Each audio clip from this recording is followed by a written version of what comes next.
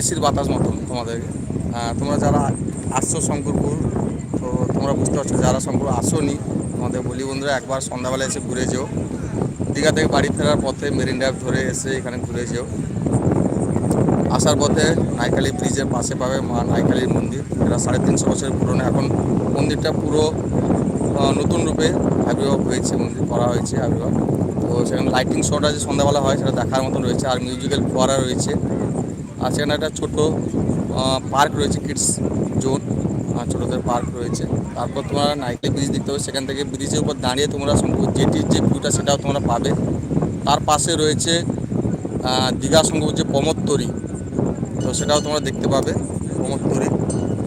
তো শঙ্করপুরে অনেক কিছু রয়েছে, এবং শঙ্করপুর বালি বিচ রয়েছে, বালি বিচের পাশে রয়েছে ঝাউবন, সেখানে তোমরা পিকনিক করতে পারবে।